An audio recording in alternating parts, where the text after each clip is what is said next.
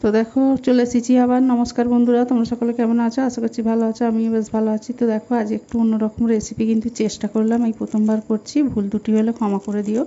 তো আজকে বানাবো দেখো একটু গোলবাড়ি চিকেন কষা। তো চেষ্টা করলাম দেখো। তো দেখো প্রথমে কিন্তু আমি পেরেস্তা ভেজে নিয়েছিলাম পেঁয়াজে, তারপর এদিকে আদা রসুনও বেটে নিয়েছি মিক্সিতে। তারপর দেখো এদিকে চিকেনটা ভালো করে ধুয়ে লেবু, নুন, হলুদ গুঁড়ো, লঙ্কা গুঁড়ো, ধনে গুঁড়ো, জিরে গুঁড়ো, কালো মরিচের গুঁড়ো, টক দই দিয়ে ভালো করে ম্যারিনেট করে রেখে দিয়েছিলাম আধ ঘন্টার জন্য। আর এদিকে কড়াই দেখো গোটা গরম মশলা দিয়ে দিলাম, আর দিয়ে দিলাম আদা রসুনের পেস্ট আর পেঁয়াজের পেস্ট বাটা। তারপর চিকেনটা দিয়ে ভালো করে কষিয়ে নেবো। তো কষিয়ে যখন কালারটা মোটামুটি এসে যাবে, তারপর দেখো এদিকে হলুদ গুঁড়ো, লঙ্কা গুঁড়ো আর রেড চিলি পাউডার দেবো। তারপর সামান্য, যেহেতু ম্যারিনেটের সময় নুন দেওয়া ছিল, সামান্য নুন দেবো আর সামান্য জিরে গুঁড়ো দেবো। তো ভালো করে কষিয়ে নিয়ে আমি ঢাকা দিয়ে চিকেন থেকে কিন্তু একটু জল বেরোবে, আর আমি সামান্য একটু জল দেবো। তো ওই জলটাই দেবো। আর এখানে কিন্তু আমি কোনো লিকার ব্যবহার করিনি, ওই যা ন্যাচারাল কালার পেঁয়াজ থেকে এসছে ওটাই দিয়েছি।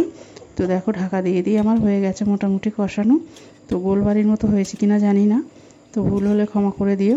তো দেখো হয়ে গেছে প্রায়, এবার আমি নামিয়ে নেবো। তো হয়ে গেল আমার গোলবাড়ির চিকেন কষা। কেমন হয়েছে অবশ্যই কমেন্টে জানাবে। আর দেখো পাতে নিয়ে দুপুরে বসেও পড়েছি। তো দেখো কত সুন্দর কালারটা হয়েছে। তো তোমাদের কেমন লাগলো অবশ্যই কমেন্টে জানিও। ভালো লাগলে লাইক দিও। দেখতে থাকো, টাটা।